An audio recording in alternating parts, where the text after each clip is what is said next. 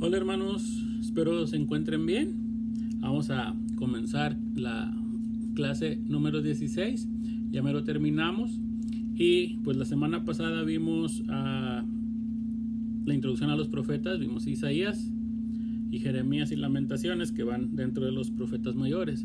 Y pues en la Biblia que tenemos seguiría Ezequiel y Daniel, pero no lo vamos a ver hoy, porque se acuerdan que estamos viendo más o menos las historias en orden cronológico, y entonces ahora seguirían otros profetas menores que son antes del exilio, que son 9.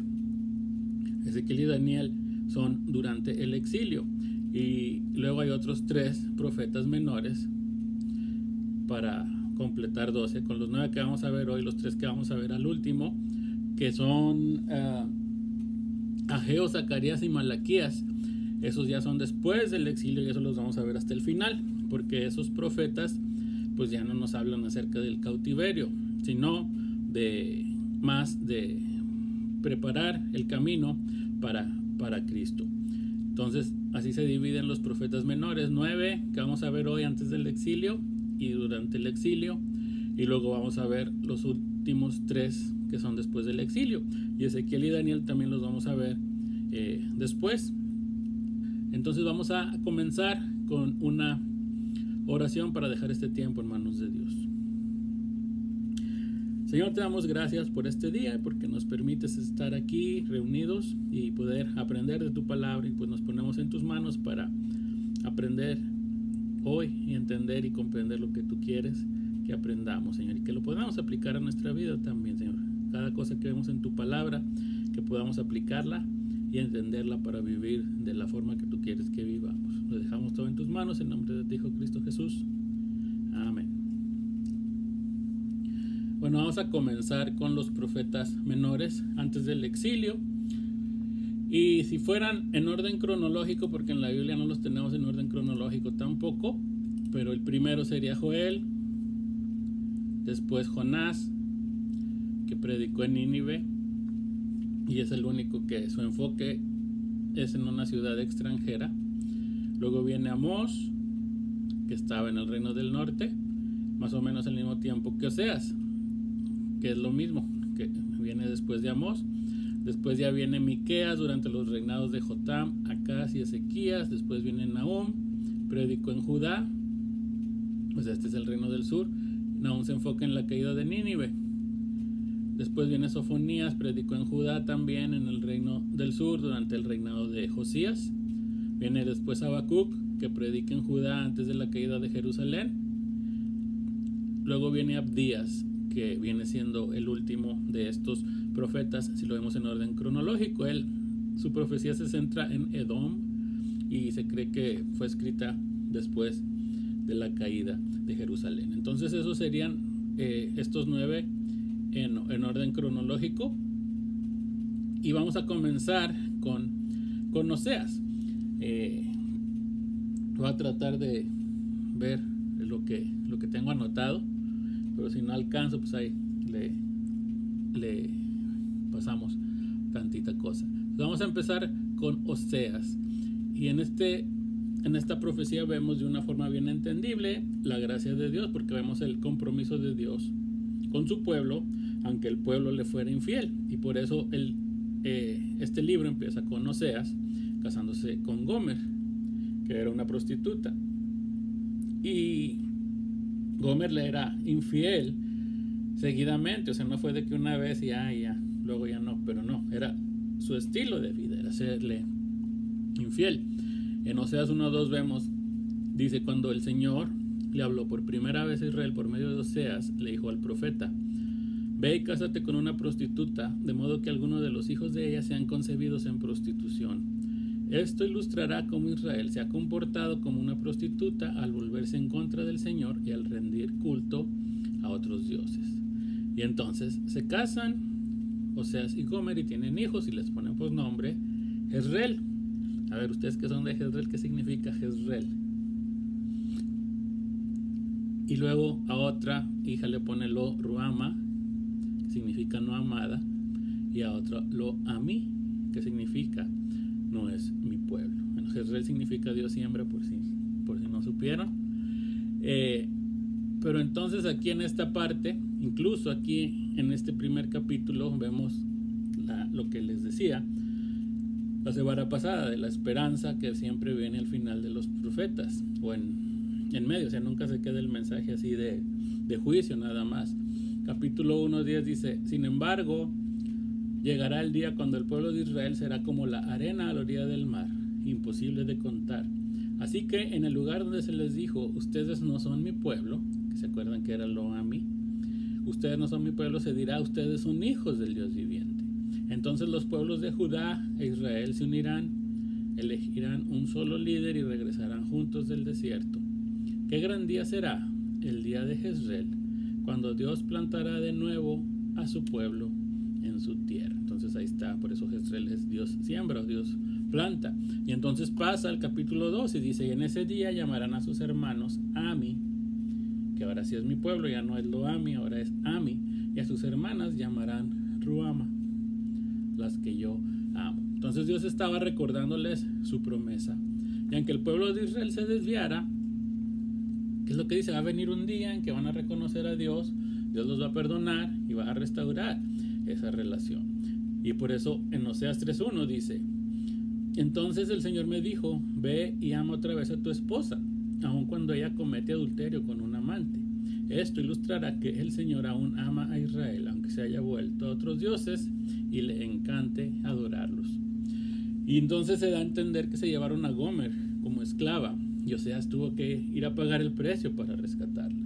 A pesar de todo lo que Gomer le hizo, Oseas va y por amor paga el precio para rescatarla, y eso nos muestra lo que Dios haría por su pueblo. Acuérdense que esto es antes de que se llevaran al pueblo cautivo, entonces todavía no pasaba. Y Dios les está mostrando lo que va a pasar. Se van a ir de su tierra, van a ser esclavos en otro lugar, pero Dios va a seguir siendo fiel. Al final los va a rescatar, los va a traer de regreso. Capítulo 4 nos muestra la infidelidad del pueblo de Dios, y pues hasta el capítulo 8 nos muestra cuáles eran sus pecados. Vemos que había mentira, robo, asesinato, prostitución, borracheras. Pero vean por qué empieza todo, que es lo que hemos visto en otras historias y en otros profetas. Dice: porque no hay verdad, ni misericordia, ni conocimiento de Dios en la tierra. Entonces, es lo que siempre vemos. Si no conocemos a Dios, no lo vamos a poder agradar. Si el pueblo de Israel no conocía a Dios, no iban a poder agradarlo, porque no iban a saber cómo adorarlo. Y entonces eso lo vemos a lo largo de la historia de Israel. El pecado siempre inicia por eso, por no conocer a Dios, no saber qué es lo que Él quiere. Y pues eso nos puede pasar a nosotros también. Y entonces vemos en el capítulo 11 de Oseas ese amor de Dios hacia nosotros. Y dice, versículo 1: desde que Israel era niño, yo lo amé. De Egipto llamé a mi hijo. Pero cuanto más lo llamaba, más se alejaba de mí. Ofrecía sacrificios a sus falsos dioses y quemaba incienso a las imágenes. Yo fui quien enseñó a caminar a Efraín, yo fui quien lo tomó de la mano, pero él no quiso reconocer que era yo quien lo sanaba. Lo atraje con cuerdos de ternura, lo atraje con lazos de amor. Le quité la cerviz y el yugo, y con ternura me acerqué para alimentarlo. Entonces aquí vemos que el amor de Dios siempre está ahí para su pueblo. Y es algo que nosotros debemos entender, porque Dios nos ama y Dios no quiere que nos perdamos. No quiere que nadie se pierda, que es lo que a veces pensamos, de que no, Dios está esperando nada más que la reguemos, nos equivoquemos para castigarnos, pero no, Él lo que no quiere es que nos perdamos. Y cuando entendemos eso, creemos en su palabra, vamos a poder experimentar ese amor, y Dios nos ama tanto que pues Él nos da la solución a nuestros pecados para que podamos acercarnos nuevamente a Él. ¿Y cuál es la solución?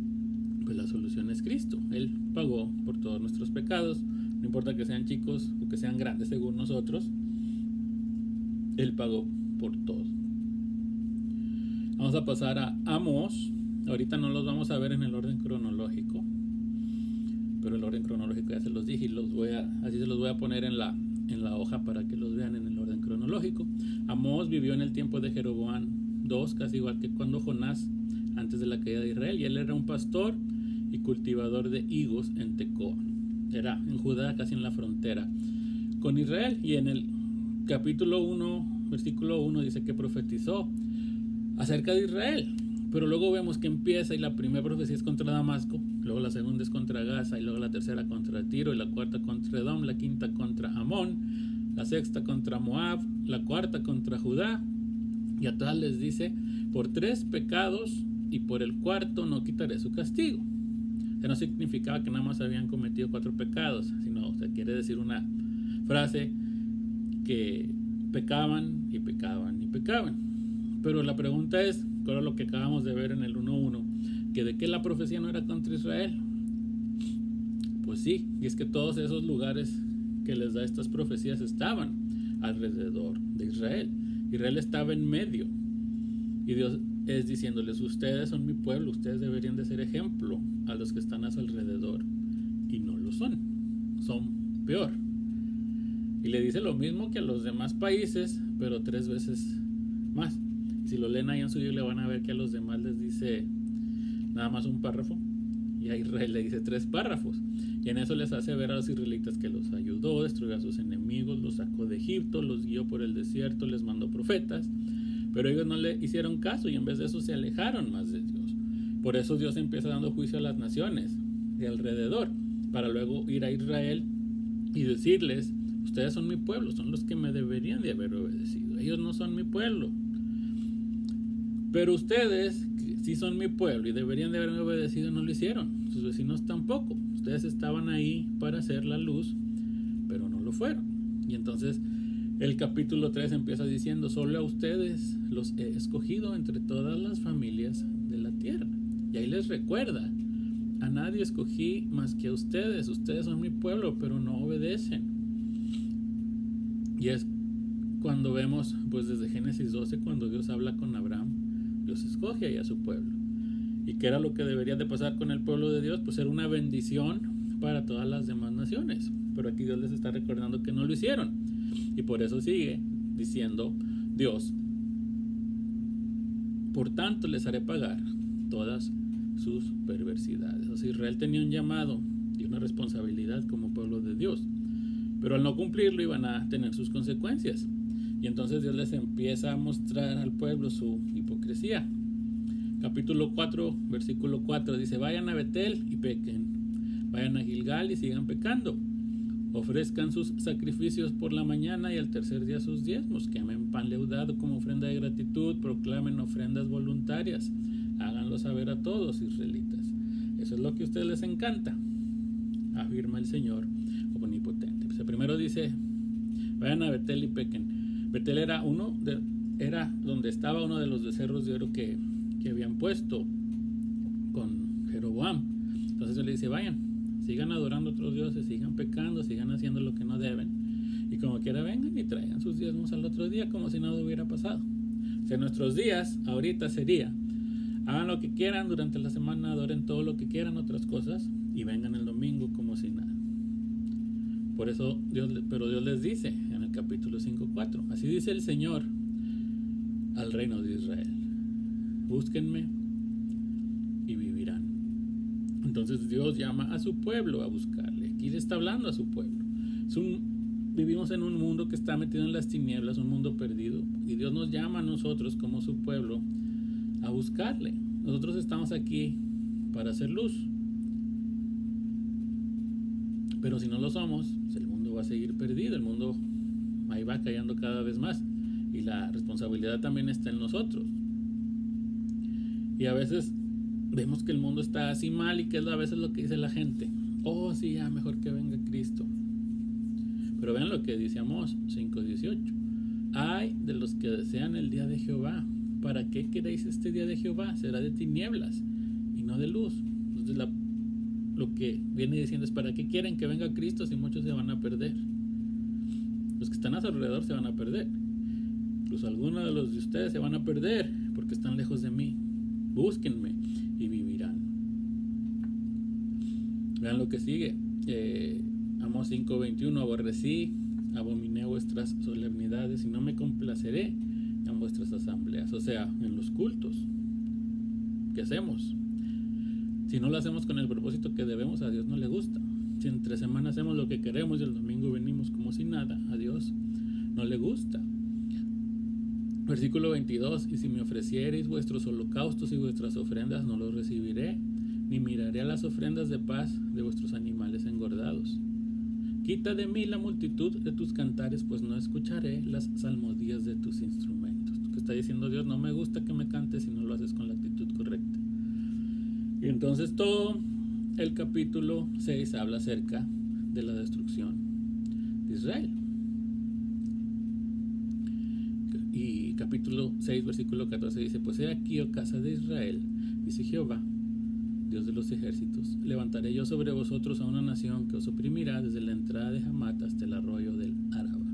Y aquí en Amós es una profecía, pero pues ya vimos que sí pasó. El pueblo siguió necio, Dios los entregó a Siria, y entonces los siguientes 3 capítulos son visiones de destrucción. Pero al final, ahí lo pueden leer en Amós 9, 11 al 15, como siempre tenemos la esperanza. Vamos a pasar a Joel. Joel capítulo 1 y 2 habla acerca del día del Señor, que son eventos cuando Dios salva al pueblo de manera poderosa, como las plagas en Éxodo, pero también señala al futuro, porque Dios confronta el mal en su pueblo y trae salvación a todo el mundo. Entonces hay un llamado al arrepentimiento. Entonces el capítulo 1 es el pasado. Por ejemplo, ahí vemos la plaga de langostas, que recuerda el Éxodo, pero el capítulo 2 también es otro día del Señor, que es en el futuro, que es un desastre que viene sobre Jerusalén. Y ahí viene un llamado al arrepentimiento en Joel 2:13. Vuélvanse a su Dios, rasguen sus corazones, no su ropa. ¿Eso qué significa? Pues que sea un cambio verdadero, porque ya ven que ellos cuando pecaban o algo, que iban y que se sentaban en ceniza y se desgarraban la ropa y todo eso, y es lo que Dios les quiere decir: rasguen sus corazones, no su ropa. O sea, que sea un cambio verdadero. Y luego nos muestra que Dios es lento para la ira y grande en misericordia. Y vemos en el 2:27 que la presencia de Dios vendrá a su pueblo, va a vivir entre ellos. Y entonces ahora sí el capítulo 3 de Joel pues es el futuro, cuando Dios derrota el mal. Viene la justicia de Dios, luego la renovación de todo el mundo, viene perdón y misericordia de Dios, habla de la nueva creación, y entonces nos dice que la presencia de Dios llenará a todo su pueblo. Entonces este libro también termina con esperanza. Vamos a pasar a Abdías, y ahí vemos que esta profecía es contra Edom. ¿Quién era Edom?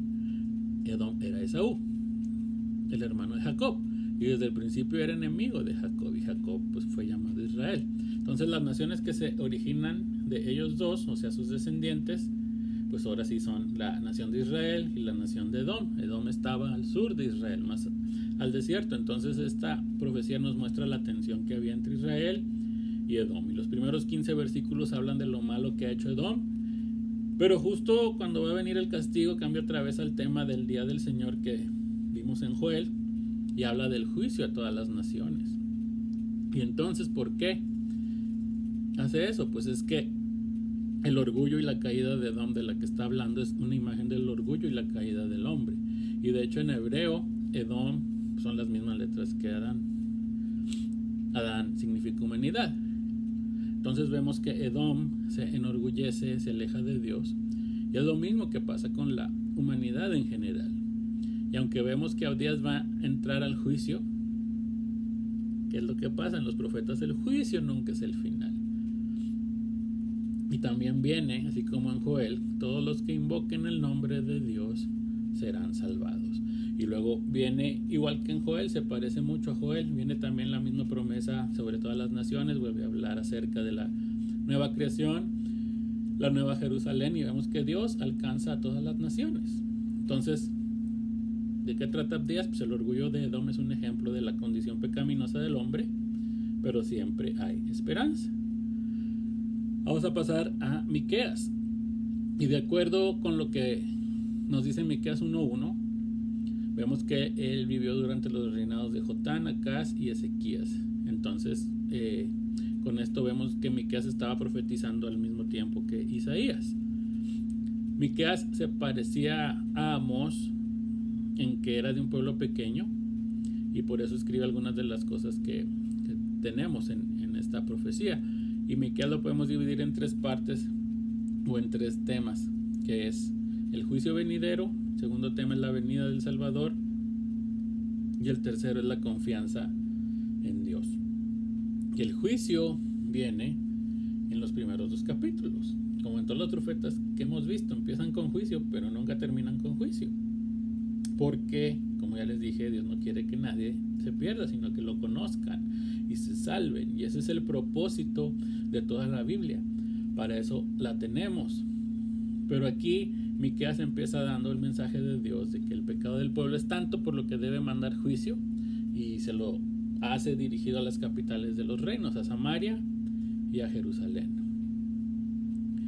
Y el primer pecado que nos muestra pues, es el mismo de siempre: la idolatría, que es un pecado que hasta todavía hoy hay, y vemos que no ha cambiado nada.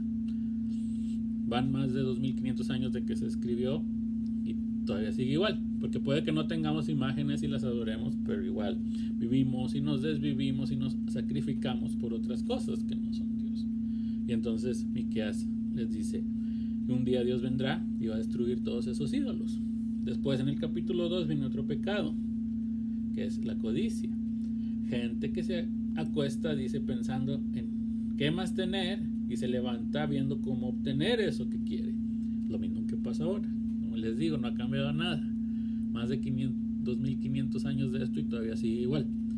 Que la gente solo piensa en tener más cosas o más dinero para comprarse más cosas, pero a veces no era nada más la codicia, sino que lo hacían por medios ilegales y hasta tramaban engaños o mentiras o fraudes o robando para poder tener más dinero. El rico se aprovechaba del pobre, los que estaban en cargos importantes hacían lo que querían, no obedecían a Dios. Y pues todo esto es pecado porque nos quita la mirada de Dios, nos preocupamos en cómo conseguir otras cosas que dejamos de acercarnos a Dios. Y entonces Miqueas lleva el mensaje a la gente. ¿Y qué le dice la gente? ¿Cómo responde? Versículo 6 dice: no nos profetices, no nos digas cosas malas, porque nosotros somos el pueblo de Dios. Y es lo mismo que pasa ahora. Le dices a la gente lo que quiere escuchar, la gente lo escucha, y así es mensaje de Dios. Le dices a la gente su pecado, de que somos malos, que necesitamos un Salvador, que si no nos volvemos a Dios va a venir juicio, y no te quieren oír. Entonces les digo otra vez, igual no ha cambiado nada, más de 2500 años de esto y sigue igual. Les hablas a la gente del pecado, que tienen que cambiar, y lo que hacen es que mejor se cambien de iglesia, porque ya no les gustó el mensaje. Y luego en el capítulo 3, Miqueas habla contra los dirigentes, contra los gobernantes, contra los jefes, contra los falsos profetas que en vez de guiar a la gente y ayudarla, les ponían más carga, que en vez de darles a los que no tenían, les quitaban más. Y otra vez es la codicia. Pero comenzando en el capítulo 4, Miqueas comienza con un mensaje de esperanza también. Un día habrá paz y justicia en la tierra. ¿Cómo va a pasar eso? Pues porque va a venir el Salvador. Y entonces es el segundo tema de Miqueas. Y viene esa profecía que se usa en Mateo 2:6. Miqueas 5:2 dice: pero tú, Belén Efrata, pequeña para estar entre las familias de Judá, de ti me saldrá el que será Señor en Israel, y sus salidas son desde el principio, desde los días de la eternidad. Y luego dice en el 5:5: y este será nuestra paz. Y entonces eso nos lleva al tercer tema de Miqueas, que es la confianza en Dios. Dios quiere que pongamos nuestra fe en Cristo, y para eso lo envió, porque Él es el único que nos puede salvar y nos puede dar paz. Entonces para eso vino Cristo, para ser el Señor de Israel, el Señor de su pueblo. Él vino para ese era su propósito, para darnos la salvación y reconciliarnos y tener paz con Dios. Vamos a pasar a Nahum. Y pues el objetivo de esta profecía de Nahum era anunciar el juicio sobre Nínive también. Jonás ya había profetizado acerca de Nínive, porque Jonás fue 150 años antes que Nahum. Y no hemos visto Jonás, lo voy a dejar para el último, ahorita van a ver por qué. Pero en el libro de Jonás, la gracia de Dios triunfa, mientras que en Nahum es nada más la ira de Dios y la inevitable destrucción de Nínive. Entonces, la visión de Nahum se enfoca en Nínive, que era un enemigo del pueblo de Dios. Y en esta profecía no se menciona nada de los pecados de Israel y de Judá. Incluso es al revés, porque el pueblo de Israel y de Judá, bueno, no al revés, reciben un mensaje de esperanza. Lo vemos en Nahum 1:15, que dice: aquí sobre los montes los pies del que trae buenas nuevas, del que anuncia la paz. Celebra, oh Judá, tus fiestas, cumple tus votos, porque nunca más volverá a pasar por ti el malvado. Pereció del todo. Y pues los capítulos 2 y 3 de Nahum entonces nos dan la profecía acerca de la caída y la destrucción de Nínive. Viene Habacuc ahora, que se divide en primero un diálogo entre Habacuc y Dios, después habla acerca de la aflicción y termina después alabando a Dios.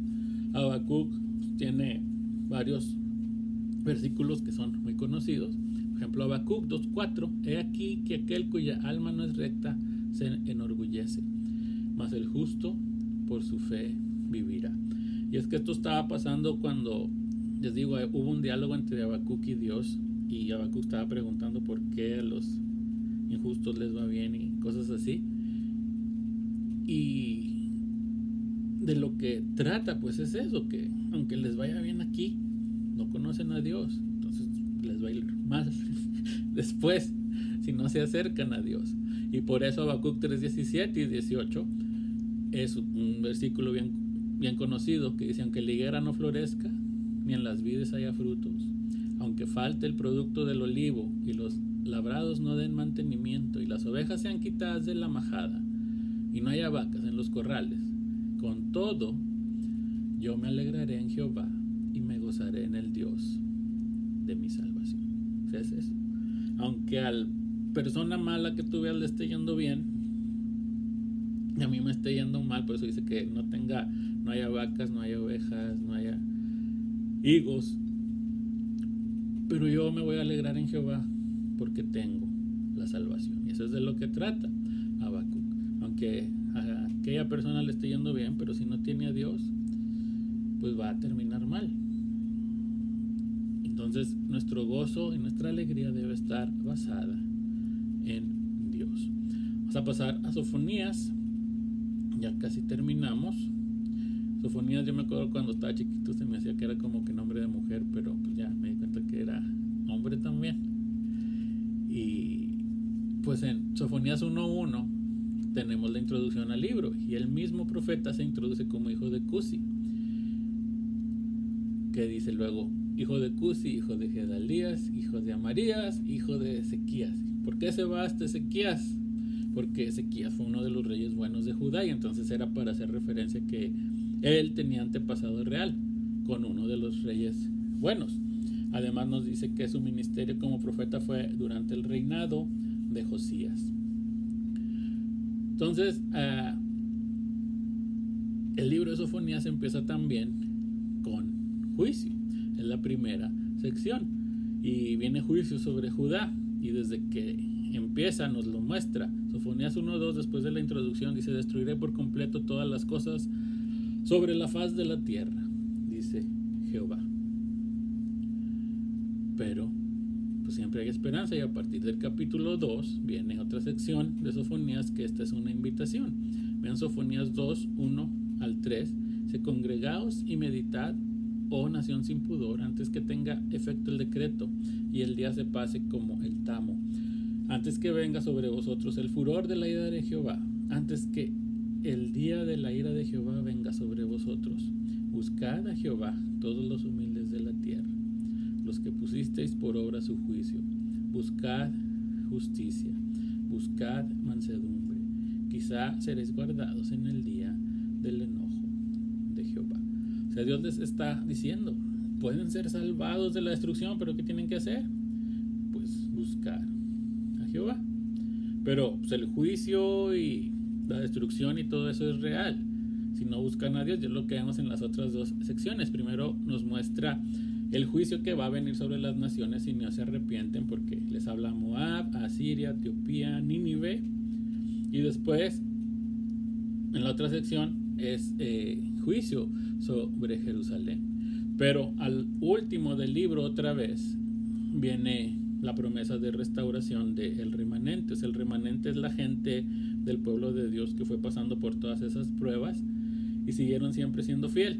Y entonces Dios les promete la salvación. Y ahí lo pueden leer en Sofonías 3, del 14 al 20. Y termina con esto y dice: canta, hija de Sión, por esa promesa de restauración. Y pues dice, su pueblo debe gritar, debe cantar con alegría por darse cuenta de lo que viene.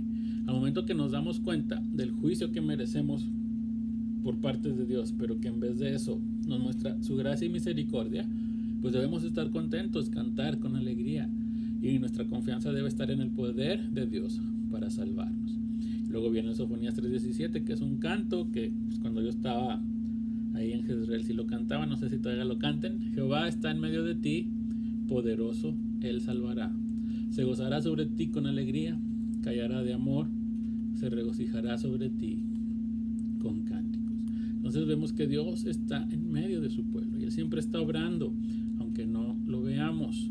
Dios se goza sobre nosotros también con alegría. A veces no nos damos cuenta de ese aspecto de Dios y solo, como les decía antes, nos lo imaginamos como Dios que solo da juicio y está enojado. Pero no, Dios nos ama y se alegra de nosotros, se goza con nosotros con alegría porque nos ama, porque somos su creación y pues para eso nos hizo, para alabarle. Y dice que Dios canta sobre nosotros. Imagínense a Dios cantándole a nosotros. ¿Por qué está cantando? Pues porque somos redimidos nosotros, porque somos su pueblo y porque nos ama. Y entonces si Dios nos canta porque nos ama, pues porque no cantarle nosotros. Y es que no hay que pensar que no merecemos el amor de Dios, porque Él siempre va a estar ahí esperándonos y listo para gozarse con nosotros. Entonces vemos que la misericordia de Dios se extiende a cada uno de nosotros y por su gracia nos recibe, aunque seamos pecadores, para limpiarnos y salvarnos. Y entonces ahora sí vamos a ver Jonás. ¿Por qué lo brinqué y lo dejé al último? Primero porque es uno de los más conocidos. Ese siempre nos enseñan la historia desde chiquitos de que Jonás y todo eso. Ya no sabemos la historia, ¿no? Que no le hizo caso a la palabra de Dios, vino un pez grandote y pum, se lo comió. Pero ¿por qué lo dejé al último? Porque en Jonás hay algo que no le entendemos bien. Digo que no le entendemos bien porque en ningún lugar de cuando nos han enseñado la historia de Jonás he visto que nos lo expliquen. Así. ¿Y qué es lo que le entendemos mal? No es que el pez grandote no era ballena, porque eso también dicen muchos. No, de que ahí nunca dice que es ballena. No, nunca dice que es ballena. Pez grande. Pero eso no es lo que tenemos mal, es otra cosa. Yo cuando leía a Jonás, cuando estaba pues de niño, lo empecé a leer y me daba risa cómo terminaba con la palabra calabacera, pero tampoco entendía el final. Si lo leemos en la Reina Valera, que nada más dice, déjenme lo busco, porque el final se ve así como que no termina con,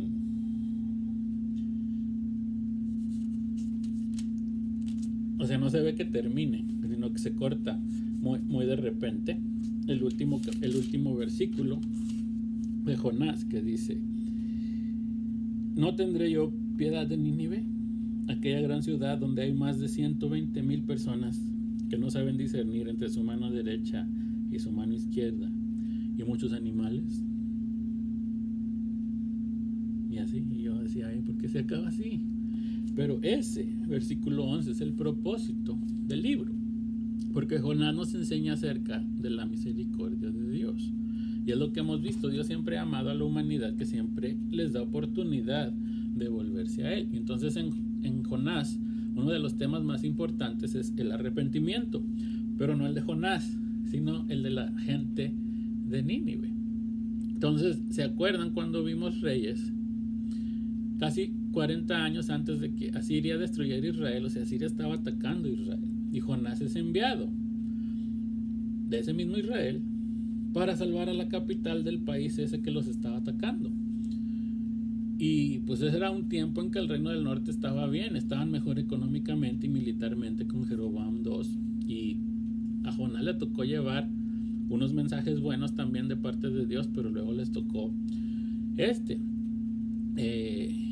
y vemos, primero le tocó llevar un mensaje bueno a Jonás. Segunda de Reyes 14:25 dice: él restauró los límites de Israel desde la entrada de Hamad hasta el mar del Arabá, conforme a la palabra de Jehová, Dios de Israel, la cual él había hablado por su siervo Jonás, hijo de Amitai, profeta que fue de Gat-Hefer. Entonces vemos, Jonás era de Gat-Hefer y hablaba al rey cosas buenas que iban a venir a Israel. Pero empieza el libro de Jonás con Dios mandándolo a Nínive, la capital de Asiria, de los enemigos de Israel, a hablar contra de ellos para que se salven. Y entonces la respuesta de Jonás es huir de la presencia de Dios. Y se va a Tarsis. Tarsis estaba en España. Nínive estaba para el otro lado. Entonces vemos que aquí incluso el profeta escogido por Dios se va lejos de la presencia de Dios cuando lo que tenía que hacer ya no le gustó. Y Jonás se quiere alejar de Dios, pero Dios nunca se aleja de Jonás. Y ya estando Jonás en el barco, viene la tempestad y todos los demás que van con él en el barco se asustan. El saber que Jonás está huyendo de Dios, pues es cuando lo tiran al mar, a petición del mismo Jonás. Y en un momento los marineros, cada quien se pusieron a orar a su Dios, y ahí supieron cuál era el verdadero Dios. Y entonces viene el capítulo 2, porque Jonás se va al fondo del mar. Y el capítulo 2 es una oración de Jonás desde adentro del pez. Y vean lo que dice. Bueno, si lo leen, dice: mientras Jonás bajaba, iba cubierto de agua por todos lados. Y dice que se le enredaron algas en el cuerpo. Entonces, ¿qué le pasaba? Menos se iba a poder mover. Y a lo mejor Jonás creyó que eso era el castigo de Dios por su desobediencia. Y de repente se lo trae el pez. Y aquí es donde le digo que a veces no pensamos en esto. Y pensamos que el pez fue el castigo. Pero no. El pez fue usado por Dios para salvar la vida de Jonás. Porque el pez se lo traga, Jonás queda vivo adentro del pez.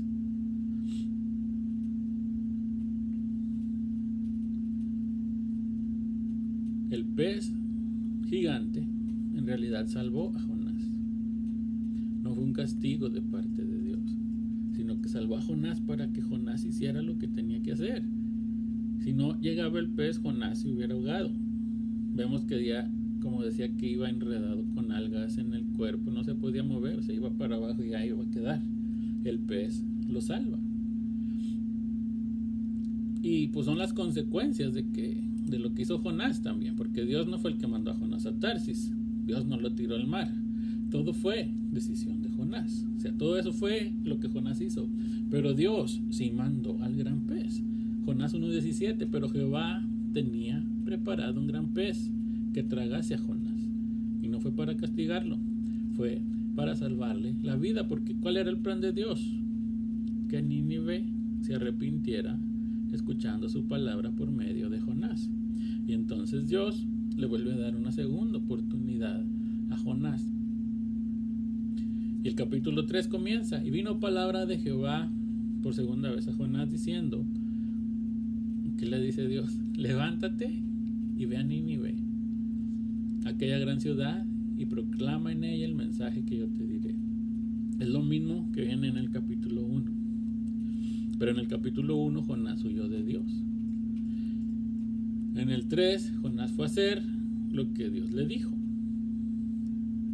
y proclama el mensaje de que Nínive será destruida en 40 días. Y entonces, ¿qué pasó? Cuando Jonás obedece, pues el plan de Dios se cumple. Los hombres de Nínive creen a Dios y el pueblo se arrepiente y Nínive se salva. Pero aquí lo importante es que Jonás era escogido por Dios para ser su profeta. Y Jonás quiso huir desobedeciendo pues conscientemente, porque sí supo lo que hizo. Y aquí aprendemos algo bien importante acerca del carácter de Dios, porque Jonás huyó, se quiso apartar de él, pero Dios no se apartó de Jonás, lo siguió, fue con él y hasta le preparó un gran pez para salvarlo. Y entonces ahora sí, cuando Jonás ora y se da cuenta y se arrepiente y vuelve a Dios, Dios le da otra oportunidad, pero con el mismo mensaje, la misma tarea. Le da otra oportunidad de ahora sí obedecer y hacer lo que tiene que hacer. Y aquí vemos, y lo que aprendemos, y lo que es el punto del libro, es que el perdón de Dios es completo. O sea, es como si no hubiera pasado nada con Jonás. Y a veces no entendemos eso. A veces pensamos que hicimos algo muy malo y Dios no nos va a querer, ya no vamos a poder servirle, ya no vamos a poder hacer lo que Él quiere que hagamos porque pecamos o porque la regamos. Pero el perdón de Dios es completo y nos perdona no por lo que hacemos nosotros, sino por lo que Él hace y por lo que Cristo hizo en la cruz. Y entonces ya después que Jonás pues acepta eso, fue perdonado y cumple su misión. Y vemos que el mensaje es exactamente el mismo. Ve a Nínive a llevar mi mensaje que yo te diré. O sea, no le dijo Dios, no, porque ya pecaste la primera vez, ya no vayas a Nínive, ve mejor aquí a este pueblito de 10 personas, a ver si me obedeces ahí, no.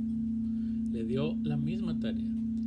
Y ya después que Jonás fue perdonado y cumplió su misión, Dios no lo dejó ahí tampoco, sino que siguió trabajando con él, trabajando con su carácter, porque vemos que Jonás no tenía compasión con sus enemigos. Decía, pues ¿cómo le voy a ir a hablar a Nínive si son los enemigos de Israel? Y luego después Jonás se preocupa por su reputación y dice, no, pues ahora no va a pasar lo que les dije, me van a tener como falso profeta.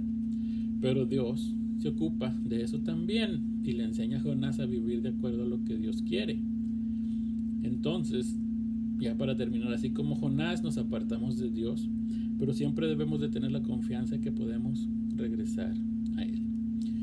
Y más confianza es que si volvemos a Él, nos arrepentimos, Dios nos perdona, nos restaura y podemos volver a tener comunión con Él y podemos volver a ser útiles en su reino, que es lo que a veces no entendemos y pensamos que ya no podemos servir o hacer algo.